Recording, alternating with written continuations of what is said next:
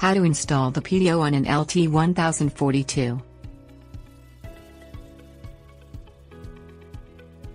The LT1042 is a riding lawn mower manufactured by Cub Cadet.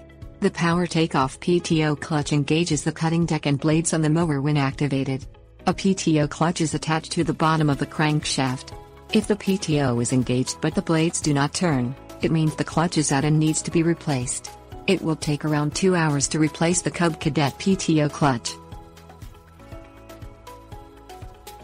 Things you will need: jack, ratchet set, breaker bar. Open the Cub Cadet's engine cover and remove the spark plug wire. Lower the mower deck to its lowest setting. Slide the belt off the idler pulleys on top of the mower deck. Remove the spring-loaded support pins on both sides of the mower deck and slide the deck forward. Slide a floor jack underneath the front of the Cub Cadet and jack it up so that you can access the bottom of the engine.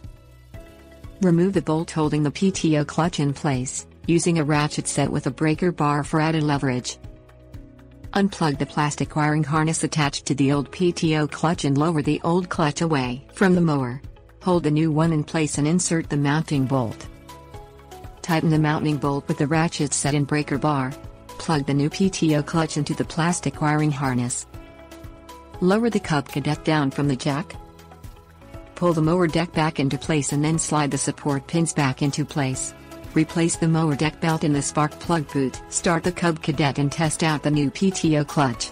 The blade should engage and cut when the deck is lowered.